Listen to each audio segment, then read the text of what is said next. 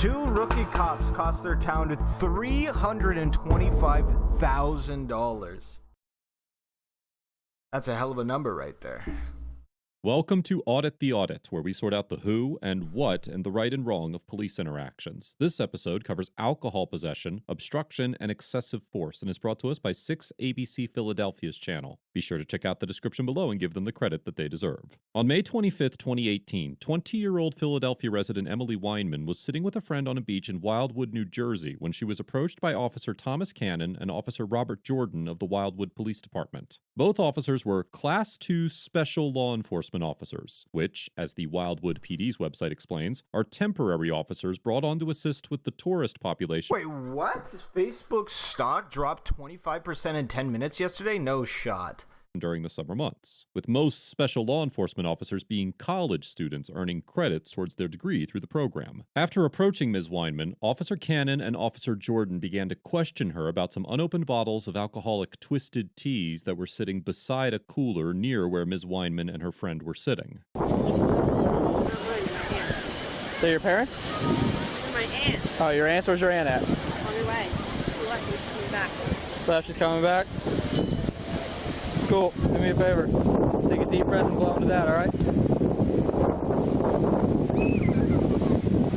Bro, what, is there like a cap or something? Bro, like, is there something? What? This is so unsanitary. Please, somebody tell me right now there's like a cap or something for this. Like, that shit is disgusting. Like, where's the plastic? Or there has to be like a plastic film or something, right? There is supposed to be. This is a classic pump and dump.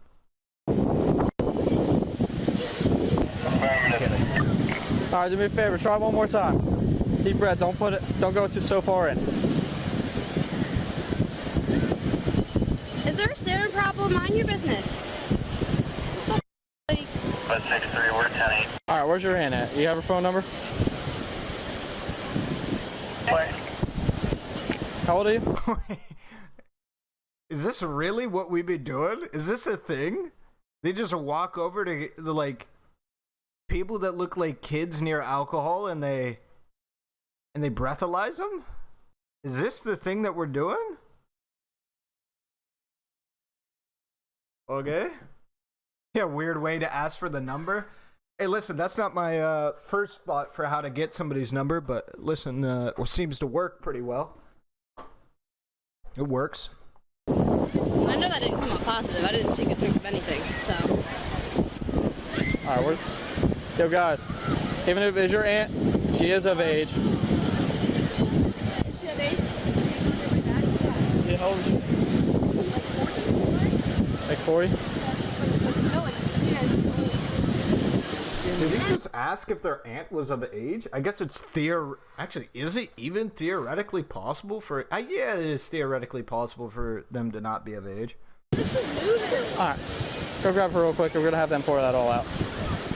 How are you going to let us go if we didn't even drink alcohol? Well, where's your aunt at? You're allowed to carry alcohol. That's interesting. You're underage. You are. You're not allowed to drink it, and we did not drink it. Display on the beach. What? It's possession consumption. My great uncle is younger than me, no cap. God damn, bruh. God damn, bro. Y'all be fucking in that family. It's not open. Open display means you... What do you mean? That doesn't mean anything. yes. Okay, you can see it, and we're not drinking. 5043. Come here with Ellis Kellinger in the beach. The officers informed Ms. Weinman that it is illegal for underage individuals to have alcohol in their possession and in public view on the beach, even if they do not consume them. And this is an accurate statement of the applicable law. Section 2C 33-15 of the New Jersey statutes makes it a non-criminal disorderly persons offense for a person under the age of 21 to knowingly possess without legal authority or knowingly consume an alcoholic beverage in a public place. Similarly, Section 4-1.2 of Wildwood Municipal Code states that, quote, "It shall be a violation of this section for any person to commit any of the following acts on the beach, boardwalk, or boardwalk approaches during the months of May, June, July, August, and September of each year. Openly display, expose, or dispense, or offer to dispense, or to consume any beer, wine, whiskey, or other alcoholic beverages." What? However, it is possible that it's illegal to drink alcohol on the fucking beach? court would find that Ms. Weinman did not have the twisted tea. Or do you have to, is it the fucking paper bag meme? Is it like, as long as it's not openly displayed? Bridges. However, It says openly displayed, so is this the paper bag meme?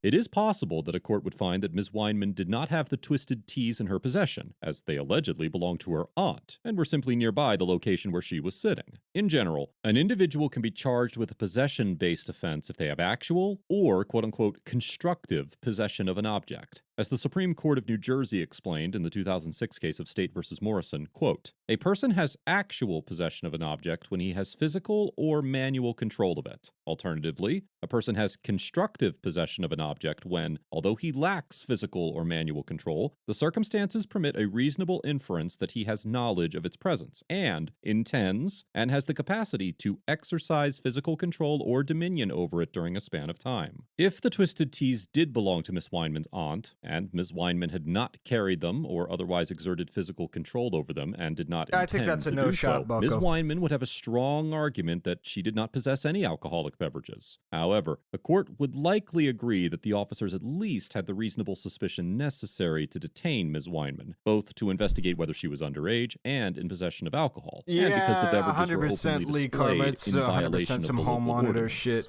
How about that? Will you lock me up for obstruction? 18-month-old daughter over there? Yeah, you're not For cooperating. obstruction? Yeah. Your aunt didn't disrespect you. I didn't do anything to get written up, did I? Now you're causing the scene. You want it? All right. I'll give you one more chance to give me your last name. Just be You're not gonna lock me up. Okay. You can't lock me up. I didn't disrespect you. Okay. And you don't need to write my name down either because I didn't disrespect you. I didn't do anything to you. You're mad because you thought we were drinking. All right, I'll give you one. Because your brother left me. Okay. First of all, You thought you you're were in gonna come possession. over here. Where's your aunt at then? She's on her way. Okay, what's your You last could name? wait here. That's like you wasted your time coming over here. You could wait here for her. Okay, what's your last name? You don't need my last name. The officers ask Miss Weinman to provide her last name and threaten to arrest her for obstruction if she does not comply with their demands. But she refuses and claims that she has not broken any laws. Although New Jersey does not have a stop and identify for this? statute that would require Ms. Weinman to identify herself to the officers, Section 2C 33-15 of the New Jersey statutes, which is the underage alcohol possession statute we discussed earlier, does subject underage individuals who possess or consume alcohol to certain penalties, including a written warning issued by a law enforcement officer to the underage person for first-time offenders. Now, quoting, the written warning shall include the person's name, address, and date of birth, and a copy of the warning containing this information, plus a sworn statement that includes a description of the relevant facts and circumstances that support the officer's determination that the person committed the violation. Therefore, it is possible that the officers were attempting to identify Ms. Weinman in order to write this written warning, or check her record for previous violations, which would subject her to additional penalties. However, Ms. Weinman likely could not be found guilty of obstruction for simply refusing to provide her last name. According to Section 2C 29-1 of the New Jersey statutes, quote, a person commits an offense if he purposely obstructs, impairs, or perverts the administration of law or other governmental function, or prevents or attempts to prevent a public servant from lawfully performing an official function by means of flight, intimidation, force, violence, or physical interference or obstacle, or by means of any independently unlawful act. As the appellate division of the Superior Court of New Jersey explained... So if you just stand there and don't do shit, you don't get caught with obstruction? Interesting. In the 2005 case of State versus Camilo, quote, simply obstructing, impairing, or perverting the administration of law or the governmental function is no longer a statutory violation. The obstruction must be carried out in a manner described in the statute. The court then concluded that an individual could not be convicted of obstruction for refusing to provide his name, date of birth, and social security number because, quote, he did not physically interfere with Trooper Dykeman. What he did was refuse to provide information the trooper required to complete his incident report. While defendant's actions may, in fact, have in a real sense obstructed the trooper from preparing his report, that conduct in the absence of physical interference is not a violation. For this reason, it is highly unlikely that Ms. Weinman could be convicted of obstruction for refusing to give her name. Said I'm done with you. Do you have cuffs on you? No, man! Get over here. Don't talk to me! Yo. Don't touch me! All right, you're about to get dropped. All right, you're about to get dropped. Hey, listen. Hey, bro, dropper. Hey, listen, dropper, bro. Yo, don't touch me! Nah! Don't! Get over here. What are you doing? Don't After briefly chasing Ms. Weinman a short distance across the beach, she turns around and shoves the officer before being thrown to the ground. Ms. Weinman immediately begins resisting the officers and calling out to her nearby friends. At some point during the scuffle, one of the officers punches Ms. Weinman in the head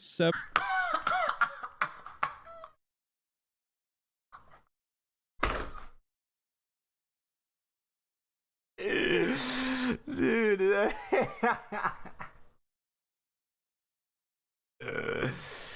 Oh, several God. times before managing to restrain her. Juliet Alpha, Charlie Oh my God! I didn't do anything wrong! I wasn't drinking anything! Just smell it! It wasn't even open, bro. Shut me off! I can't believe you did that! Get off of me! Ah! One in custody. Don't stare unless you're gonna help!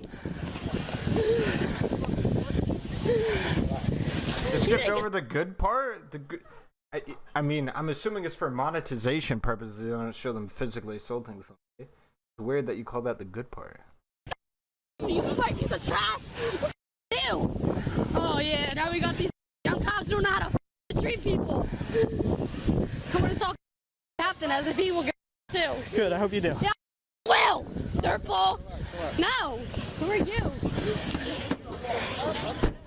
Y'all all running cops. Go. Your mouth up where you get locked up too.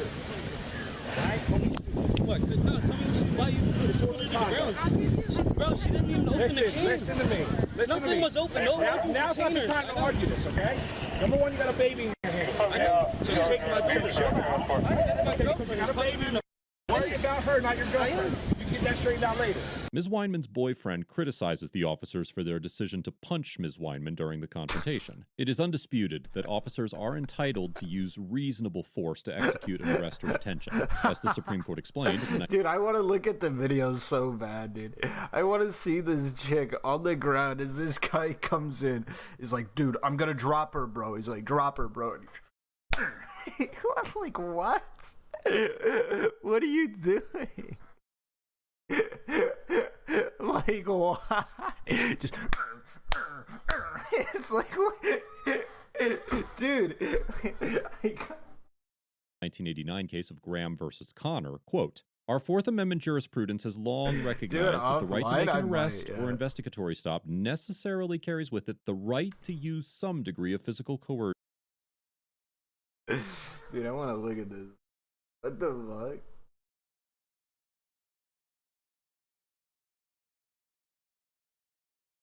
Dude, he's hammer fisting her. He's like doing this. What the fuck, dude? Why, bro? He's like got her by the hair, man?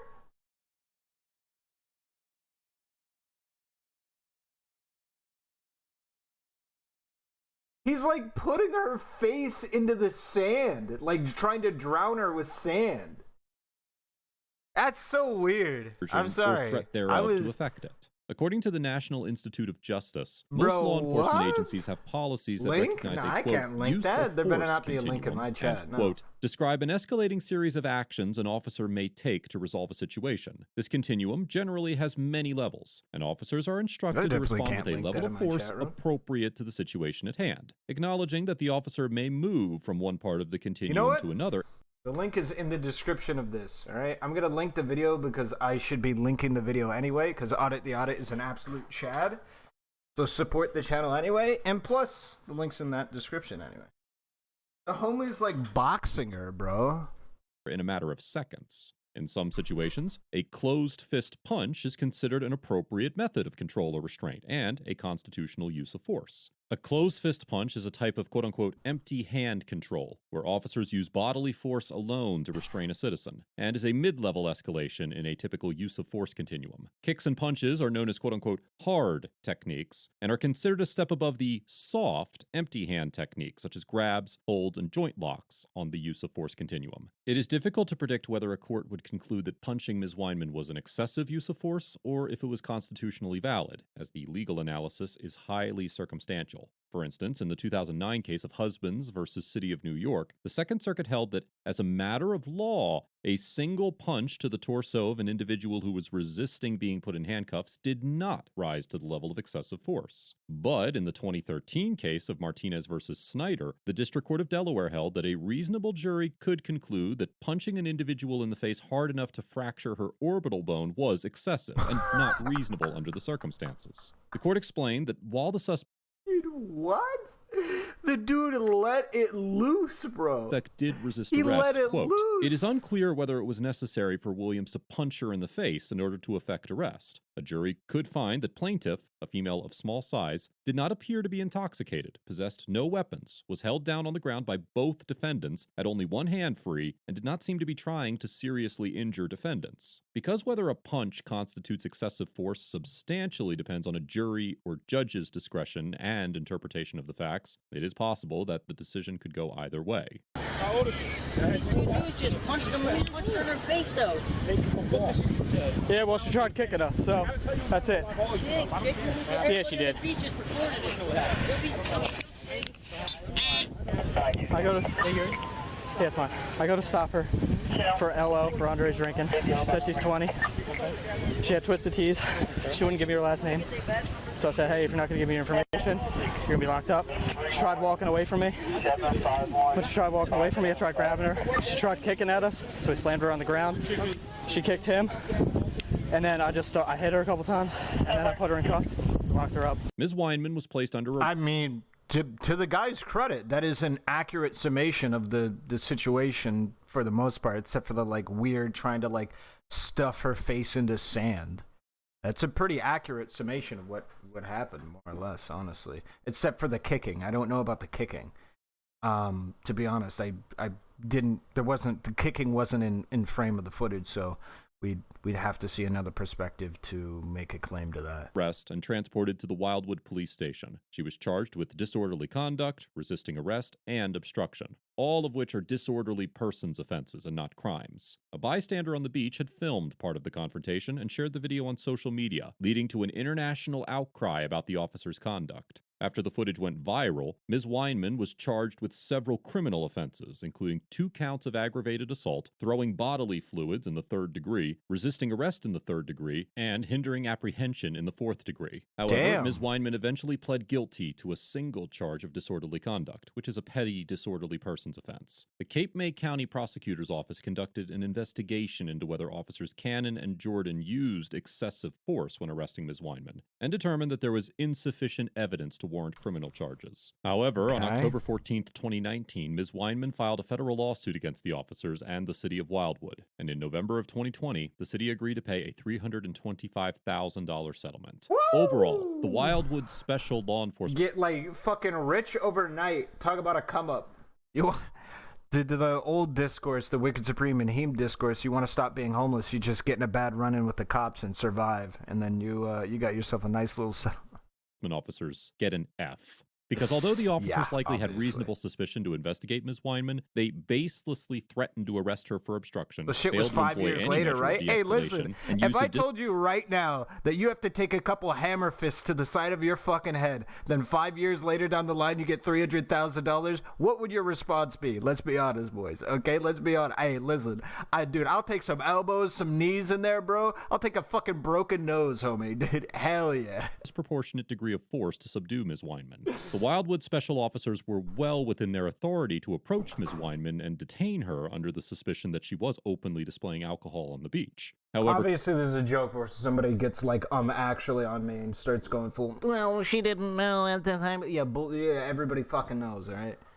Just saying, it's a lot of fucking money. Don't be that guy. considering that New Jersey is not a stop and identify state, Ms. Weinman was not obligated to present her identification until the officers acquired probable cause and arrested or cited her. Instead of waiting a reasonable amount of time to investigate whether Ms. Weinman's claims were true, the officer decided to arrest her for refusing to provide her last name. It is clear from the body camera footage that the primary arresting officer was frustrated with Ms. Weinman's attitude, and this is likely why the officer failed to consider the disparity of force that existed between himself and Ms. Weinman. Standard protocol in any use of force situation generally considers the physical characteristics of the suspect, such as age, size, gender, and apparent strength. and it is clear that the two special officers had a distinct physical advantage over Ms. Weinman. This is likely why the city of Wildwood agreed to the settlement. Ms. Weinman also gets an F for failing to invoke her right to remain silent, refusing to comply with the lawful orders of the officers, and for physically attacking one of the officers as he approached her. As mentioned on many episodes of ATA, resisting an arrest is never a good idea, regardless of the circumstances, and it is much more productive to fight your battle for justice in the courtroom, not on the street. True. The body camera footage clearly shows Ms. Weinman shoving the officer just before she's taken down, and footage from other bystanders shows her continuing to resist while on the ground. At no point during the interaction did Ms. Weinman invoke her right to remain silent, and she refused to obey several lawful commands while maintaining a hostile and condescending demeanor. All that said, nothing that Ms. Weinman did justified the level of force that the Wildwood special officers employed. While I do commend Ms. Weinman for following up this interaction with the proper legal action, I would caution other citizens in a similar situation to remain as calm and compliant as possible while verbally invoking the right to remain silent. Let us know if there is an interaction or legal topic you would like us to discuss in the comments below. Thank you for watching, and don't forget to check out my second channel for even more police interaction.